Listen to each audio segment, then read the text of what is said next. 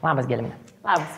Tai šiandieną būdu čia esame su tikslu, bet manau, kad tavo tikslas yra tikrai žymiai didesnis, nes šiandieną sutikai pasikalbėti apie emocinę sveikatą ir kodėl svarbu to apie ją kalbėti.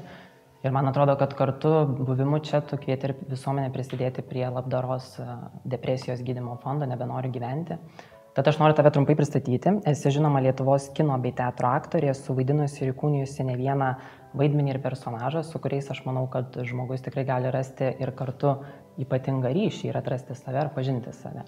Bet kažkaip šiandieną, kuomet mes kalbam apie emocinę sveikatą, man labai rezonuoja tavo pačios suvaidintas filmas, tai ir Marijos Kaftaradzės Išgyventi vasarą, ir man atrodo, kad labdaros fondo metu mes visuomenė irgi siekiam perteikti žinutę, kad yra gyvenime toks momentas, kuomet žmogus turi išgyventi gyvenimą ir tiesiog nebenori gyventi. Todėl mes esame čia, kad padėtumėm tiem žmonėms kažkaip su savo mintimis išbūti.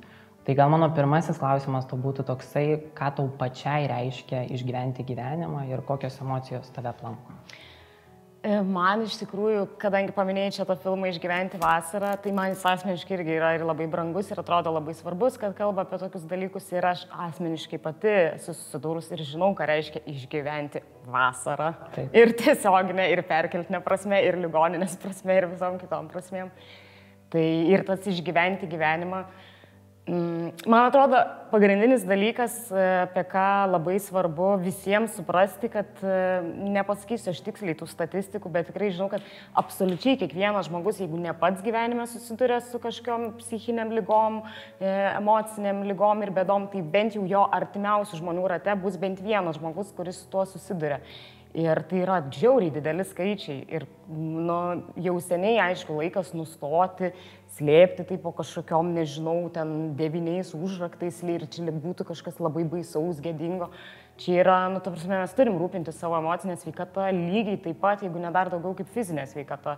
Nes mano nuomonė, tu gali, kad ir su, nežinau, šluba koja visą gyvenimą pragyventi, bet su nesveika galva, taip, nežinau, čia taip negražiai gal nuskambėjo, bet tiesiog, kai tau emociškai labai blogai ir psichologiškai labai blogai, tai yra tikrai daug sunkiau ištverti, išgyventi tą gyvenimą.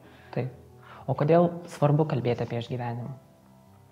Man asmeniškai svarbu dėl to, kad aš pati praėjus šitos dalykus ir turbūt dar ir eisiu per gyvenimą ir tiesiog žinau tą jausmą, kai tu jautiesi vienas ir tau atrodo, kad tau, tu esi labai mažam tarpe žmonių, kuriem yra kažkas su galva negerai, pavadinkim taip, ir tau gėda, tu tiesiog norisi ir slėptis, ir slėpti, ir aš žinau, kiek man būtų buvę geriau, lengviau ir greičiau galbūt aš ir susitvarkius, jeigu kažkaip būtų tas jausmas, kad daugiau yra tokių žmonių ir kad tai nėra kažkokia gėda ir tiesiog, kad tu nesijaustum toks vienas tame. Ir žinai, mes šiandien, aš kaip sakau, ir iš savo pačio patirties yra sunku kalbėti apie tai, kur tuos pūlinius viduje ištraukti ir parodyti visuomeniai, bet mes žinom tikslą, kodėl tu čia esi. Ir tokie pokalbiai savotiškai yra emociškai ir nuogi, nes turi ištraukti tai, ko galbūt nenori prisiminti. Bet mūsų labdaros fondo pavadinimas Nebenoriu gyventi ir parodo tą kelią link šviesos. Iš pradžių žmogus nebenori gyventi, bet jūs galbūt jau vėliau norės gyventi ir mes tikimės tai, kad jisai išdrįs pasakyti tuos žodžius. Tai ar tau buvo gyvenime tas momentas, kuomet tu pati savo pasakėjai nebenoriu gyventi? Tikrai buvo ir ne vieną kartą. Ir 100% tuo metu atrodė, kad noriu, kad baigtųsi viskas kuo greičiau. Bet, kadangi tai praėjus, galiu pasakyti, kad nors tuo metu taip ir netrodo, čia gal labai taip banaliai skambės, nes visi tai sako, bet taip yra tiesa, kad praeina šitie dalykai.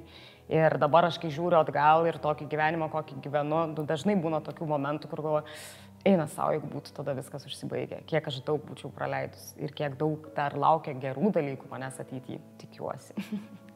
O kaip save sustabdėjai tada? Nes žinai, žmonės tikrai žiūri interviu, jie stebi šios pokalbius ir ta žinutė dabar, kurią tu norėtum ištransliuoti žmogui, kaip sustoti, nepadaryti ir nežengti to žingsnio. Čia yra, manau, labai svarbu tas stopas.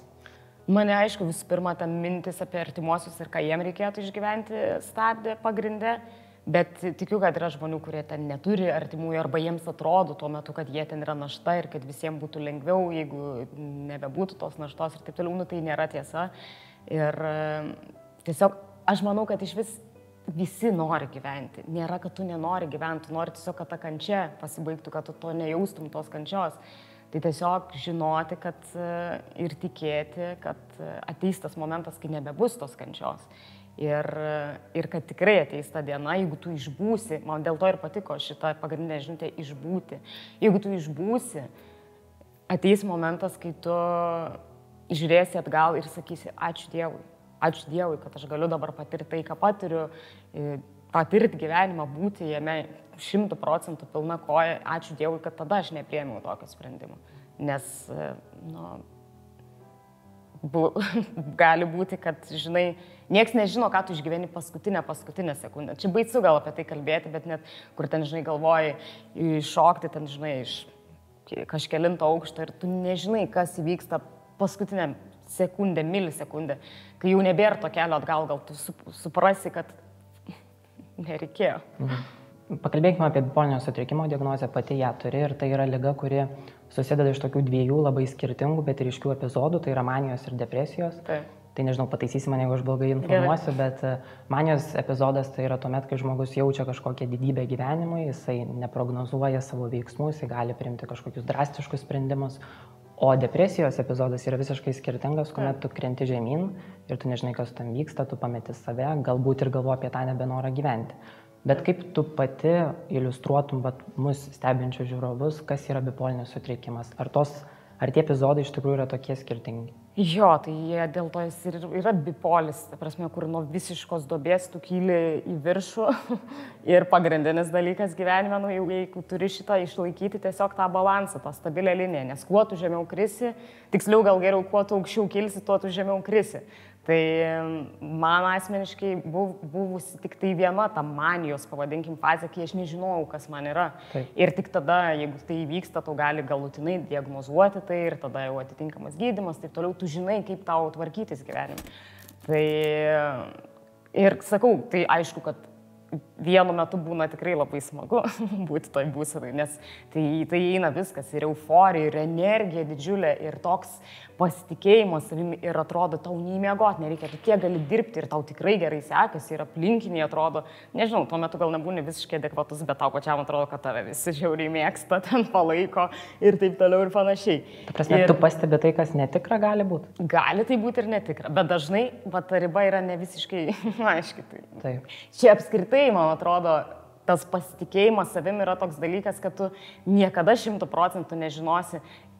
Gal kiti ir žino, nežinau, bet tikrai būna tokių žmonių, kur iš šalies atrodo, šitas biškiau per daug toks pasikėlęs savim pasitikė. Tai jisai nėra, kad kažkoks ligonis, tiesiog čia yra labai subjektyvus dalykas, kas vienam atrodo, kad nėra čia dėl ko tai pasitikėti savim, kitam atrodo, wow, aš tai savim labai didžiuojuosi. Taip. Pavyzdžiui, ypatingai dėl šito dalyko, kad aš jau nežinau, kiek metų sugebu tą stabilumą išlaikyti. Čia mano yra didžiausias fleksas ir aš dėl to net labai pasikėlus jaučiuosi iš tos pusės. Bet žinai, tai žodžiu, pagrindinis dalykas jo su šituo sutrikimu, jeigu taip galim pavadinti, yra tiesiog tą stabilumą išlaikyti. Ir kai tu jau žinai, kaip iš to aukštos būsenos, kaip žemai tu krisi, tai aš asmeniškai nebenoriu niekada tos aukštos būsenos pasiekti, nes aš nebenoriu ten apačioj voliotis. Bet žinai, dabar mus tikrai žinau, kad stebė žmonės, kurie klausys šito interviu ir galvos, na tai kas yra tas aukštai kilti, žinai, kas tai yra manija, kaip tai atrodo, čia žmogus vėl išsigalvoja. Nes tikrai yra žmonių, kurie taip galvoja, kad tik žmogus čia jo pasaulyje kažkas vyksta. Tai gal tu gali iliustruoti tą maniją iš savo asmeninės patirties, kaip jinai buvo? Matai, šiaip yra vis tiek tie žmonės visi yra skirtingi ir jų galų gale ir to bipolinio sutrikimo yra du tipai. Pirmas tipas ir antras tipas. Tai jie irgi kažkuo ten skiriasi, bet esmė, kad vieniem ta manija pasireiškia, pavyzdžiui, ten perdėtų, nežinau, nors alkoholio vartojimu, narkotikų vartojimu, lošimais, pinigų leidimų, panašiai. Kitiem tiesiog noras didžiulis bendrauti su žmonėm, ten, nežinau. Man tai buvo, aišku, gal visko mišinys, bet pagrindė per tą didelę energiją, per tą darbą, per didelį tokį darbų užsikrovimą ant savęs, kur nori viską daryti ir nesvarbu, tau nei miegas, nieks nesvarbu. Ir tu tiesiog sudega tavo smegenis, pervargsta, nes tu negali, žinai, nemiegoti 3 mėnesius arba miegoti po 2 valandas ir toks, aš turiu jėgų, tai turbūt aš tiesiog labai stipri ir energinga. Čia yra nesąmonė, vis tiek anksčiau ir vėliau tu tą skolą turėsi sumokėti. Taip. O ta skola pasireiškia ir tuo kritimu žemyn depresijos epizodu? Tai visiškai čia pagrindinis. Bent jau man tai, sakau, radikaliai skiriasi, jeigu per manijos epizodą aš galiu visiškai nemiegoti per depresijos, aš galėdavau ten miegoti 20 valandų per parą. Nes tai būdavo vienintelis laikas, kai aš gerai jaučiuosi, nu to prasme, kai aš neturiu egzistuoti. Taip. O kas tame manijos epizode tau buvo tas rodiklis, kad gelminė kažkas vyksta su manimi? Nežinai, dažnai kai žmogus gyvena su kažkokia liga, jisai savęs pradeda klausti dalykų, vidinis balsas atsiranda. Tai ar atsimeni tą momentą, kuomet tu pasakai gelminę, galbūt reikia sustoti, nes kažkas vyksta toje manijoje? Aš kurį laiką, kai jaučiau, kad kažkas yra ir aš jau googlinau viską, ką čia reiškia, kad tau nereikia to miego, kad tiek daug tos energijos, visą kitą. Ir aišku, kad aš radau tuos bipolinio sutrikimo simptomus, bet kadangi iki tol man buvo buvus tik depresija ir aš visiems radau kažkokį paaiškinimą, net nežinau kokį, nežinau, dėl miego, aš neatsimenu, kaip aš argumentavau savo tuo metu, bet, gal aš ten pakankamai per depresiją išsimiegojau ir dėl to dabar man nebereikia. O paskui galiausiai aš jau supratau, kad man reikia pagalbos gal tada, kai man jau buvo per sunku, nes tos mintis ant tiek įsibėgėja, ant tiek, tu jau nebegali neįmėgo. Ir atrodo, ta mintis veja mintį ir atrodo, kad tu tiesiog negali niekaip, tie tavo smegenys nenurimsta. Tiesiog jau sunku tame išbūti. Tai tada jau supratau, kad viskas čia reikia. O kaip atrodė tas tavo sveikimo, gal nesveikimo kelias, bet kaip atrodė kelias link diagnozės gavimo ir supratimo, kad taip, aš turiu bipolinį sutrikimą? Tai taip ir atrodė ligoniniai. Man davė ten kažkokį testą padaryti ir sakė, jo, viskas, tai tikrai 100%. Nes aš prieš tai irgi buvau ligoninėj, nes man depresija labai sunkiai buvo ir man tik tai ir buvo diagnozavę sunkią depresiją. Bet jau tada buvo užuomazgų, kad ir greičiausiai tai bipolinio sutrikimo? Man tada nieks to nesakė, tai va čia ir gana tokia kebli situacija, dėl to, kad su depresija yra skiriami, tarkim, ten antidepresantai, ką man ir skiria, ir jie gali per daug stipriai tave užkelti. Tai gali būti, kad ir dėl to man ta manija stipriai išsivystė, nes, tiesiog vaistai buvo netinkami. Taip. Bet kiek aš skaičiau, kiek čia domėjausi, aš nesu gydytoja, neturiu ten medicinio išsilavinimo, bet kiek domėjausi, kad nėra kitų būdų, kaip diagnozuoti bipolinį sutrikimą, kol nepasireiškia manijos fazė. Tai tu nenori, turi bent kartą gyvenime pakiltą high, kad gautum teisingą diagnozę. O kas iš tos diagnozės, man asmeniškai labai daug. Tarsi, kiti gal ir to bijo ir man ten ligoniai sakė, mes gal ten ritarėm, bet bijojom užrašyti tokią diagnozę, nes čia jaunam žmogui. Vis dar yra, atrodo, kažkokia stigma. Byloj kažkokia. Taip, kad, čia blogesnė diagnozė. Man asmeniškai tai buvo pagrindinis raktas į sveikimą, gavimas tos diagnozės teisingos, kur aš tada jau galėjau domėtis, žinoti, kaip palaikyti stabilumą. Tiesiog, kai tu žinai, dėl ko tau tai vyksta, 100% viskas pasikeitė. Toks akmuolik nukrenta iš karto. Jo. O žinai, dar man atrodo, kad žmonės, kurie gyvena su emocinės sveikatos sunkumais, arba irgi įtaria, arba turi spėjimų, kas jiems yra, ateina tas taškas, kada žmogus galvoja apie savižudybę, kas yra baisiausia, ir yra kitas taškas, kuomet žmogus atrodo, kur man kreiptis. Taip, gal man reikia kreiptis pas gydytojus, gal reikia važiuoti į tą pačią ligoninę, bet tos ligoninės visi labai bijo. Ir gal galėtų iš savęs ištransliuoti savo pačios patirtį ligoninėje, ar iš tikrųjų ten yra tai baisu, ar kad ir tai yra baisu, bet tai vis tiek yra būtinas sveikimo būtent kelios kažkoks momentas. Aš žinau, kad dabar teisingas mano atsakymas turėtų būti, kad nebaisu visiškai ligoninėje. Sakyk tiesą. Važiuokit. Man tai labai baisu. Ir mano vienas turbūt iš dalykų, dėl ko aš irgi stengiuosi išlaikyti viską ir rūpinti savo tą emocinę sveikatą, aš nebenoriu ten grįžti. Bet iš kitos pusės, tai turbūt buvo man vienintelis dalykas, kas tuo metu padėjo. Tarsi, ar ligoninėje aš būčiau buvus tuo metu, ar ne ligoninėje man turbūt buvo, tai būtų taip pat blogai. Tiesiog atsiminimai yra labai blogi, nes šiaip labai tamsus laikas buvo. O gelminė dar artimųjų pagalba, čia irgi yra labai svarbu pakalbėti apie aplinką, kuri supa tą žmogų pažeidžiamą. Tai kaip tavo atveju, ar artimieji tave suprato ar palaikė, ir tu žinai, būdavo tokių dienų, kuomet tu norėdavai tiesiog su kažkuo išsikalbėti, ir ar tai tau pavykdavo? Nelabai. Man, ta prasme, būdavo kartais, aišku, kad būdavo. Man iš vis labai pasisekė, kad iš tos pusės, kad tikrai artimieji mane ir suprato, ir draugai, ir taip toliau, ir panašiai. Niekas ten, nežinau, manęs nesmerkė, negėdino ten ir net galų gale finansiškai man padėjo, nes buvo laikas, kai aš negalėjau dirbti ir aš nežinau, kas būtų buvę, jeigu ten, tarkim, tėvai, artimieji, ten antra pusė, nežinau, o aš realiai buvau išlaikytinė kažkurį laiką visišką ir tik tai ten artimųjų dėka aš galėjau ten leisti savo, pavyzdžiui, psichoterapiją, ten kartą į savaitę pas privatų specialistą, kur man patiko ir tiko, nes tai irgi atskira tema, kiek užtrunka laiko surasti specialistą, kuris tau tiktų, patiktų, čia yra labai labai svarbu. Ta realiai nešališka drauga. Ne, nepavadinčiau to nešališku draugu, pavadinčiau tai profesionalu, nes būtent tikrai ne visada pokalbis su draugu gali padėti, ar ten su artimuoju, kartais tai gali būti netgi antipagalba, kad ir kaip, žinai, skambėtų, bet kartais tie, kas to nepatyrė, jie nesupras ir jų ta pagalba kartais gali būti, žinai, visi tie pasakymai, tai tau nueik ten, žinai, į soliariumą, vitaminas D, pasportuok, pajudėk, žmonės nori tik tai gerų dalykų tai sakydami, bet tuo metu, kai tu esi toj duobėjai, tai gali dar blogiau viską apversti.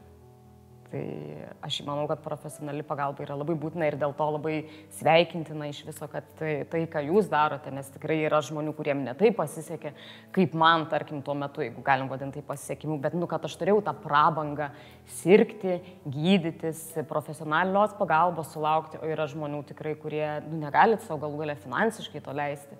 Tai ir atrodo, užtektų ten, žinai, tų 50 eurų per savaitę ir gal žmogus ten, žinai, per kelis mėnesius atsistotų ant kojų, grįžtų į gyvenimą. Jis, tarkim, negali to leisti ir toliau važiuoja žemyn ir gali labai liūdnai viskas pasibaigti. Būtent dėl to čia ir esam ir kviečiam visuomenę prisidėti, nes ta pagalba iš tikrųjų, kaip ir tu sakai, gal žmogus nori viską daryti, kad savo padėtų, bet finansinės galimybės jį riboja.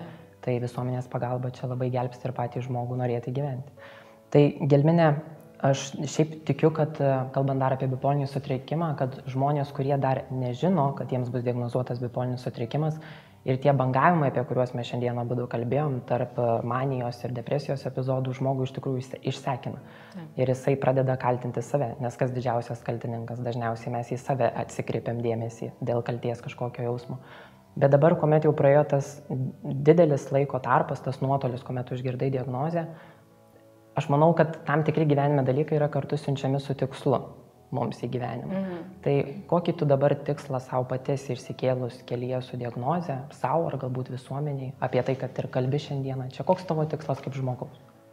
Aš tikrai, žinai, nesakysiu, kad aš čia atradau savį kažkokį ten Dalai Lamą ir mano tikslas dabar, ten, žinai, visiems padėti, bet mano tikslas yra savanaudiškas, aš tiesiog noriu gyventi pilnavertį gyvenimą, būti rami, laiminga. Tai yra viskas, ko aš noriu. Bet pakeliui aš tikrai noriu ir padėti žmonėm ir vien tuo, žinai, kad daliniesi, pasakoji, kalbi apie tai, prisidedi tiesiog prie tos stigmos mažinimo. Man atrodo, čia pagrindinis dalykas. Bet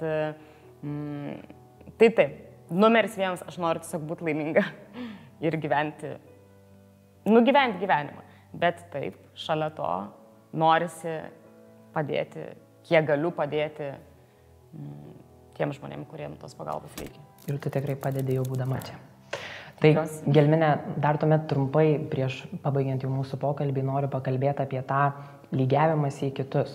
Ir kai tu, nežinau, matai socialiniuose tinkluose esančius žmonės, tą galbūt iškreiptą realybę kažkiek, ar iš tikrųjų tas jausmas tu galvoji, kad žmogus jaučiasi silpnesnis už kitą, daro kažkokį įtaką jo nesikreipti pagalbos profesionalios? Aš manau, kad apskritai socialiniai tinklai keista, nes aš pati tenai dirbu. Turiu dalis mano darbo yra šiuo metu ir tenai. Bet ir visi, aišku, tai kartoja, kad nereikia tikėti viskuo, kas ten yra. Aš tai žinau dėl to, kad aš suprantu, kadangi pati tai darau, kad kartais tu parodai 1% savo gyvenimo. Tu rodai tai, ką nori rodyti. Tu rodai ten geriausias akimirkas, o žiūrint, ką renkiesi, aišku, kartais ir ne tik geriausias akimirkas rodai, bet turi suprasti, kad dauguma tik tai rodo. Ir tu žiūrėdamas visą tą informaciją, tu turi suprasti, kad nereikia į tai lygiuotis, nes tai nėra tiesa.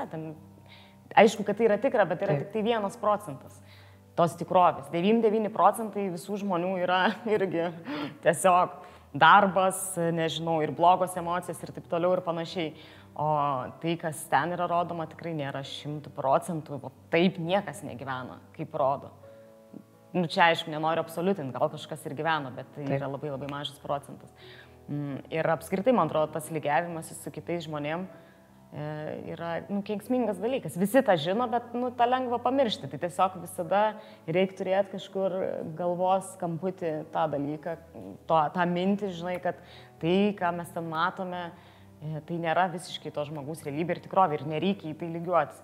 Lygiai taip pat kaip ir nereikia lygiuotis, žinai, į savo ir artimųjų rate ir į tikrus žmonės, pavadinkim, nes mes nežinom, ką viduje išgyvena kiekvienas, kas iš išorės gali atrodyti labai sėkmingas, laimingą gyvenimą ten gyvenantis žmogus, o viduje gal jam tragedija vyksta. Mes šito negalime žinoti. Taip, ir tu labai teisingai pasakė, atverti kitą žmogų kaip knygą ir ją skaityti yra tikrai sudėtinga užduotis. Bet žinai, ir svarbu, manau, suprasti žmonėm, kad ir tie įsivaizduojami mūsų herojai, jie irgi patiria sunkumų, jie turi tam tikrų skaudžių išgyvenimų ir panašiai. Na ir pabaigai tada, Gelmine, kadangi išsirinkai frazę padėk išbūti, o mūsų šių metų fondo komunikacijai mes būtent ir pasitelkėm tuos žodžius padėk pamilti, sveikti, pabusti, pasilikti, nepasiduoti, dėl to, kad mes kviečiame visuomenę padėti tam žmogui patirti gyvenimiškus dalykus, nes jis tuo metu tiesiog nenori jų dėl tam tikrų įsivaizduojamų iliuzijų, bet tai nėra tikrovė. Tad mano klausimas gal pabaigai būtų, ką norėtum pasakyti žmogui, kuris šiuo metu mato vien tik tai tamsą, bet jam ta pagalba išbūti yra labai svarbi. Ką norėtum perduoti tokiam žmogui? Kad labai svarbu yra ir sugebėti priimti tą pagalbą. Ir kad nereikia jos atstumti.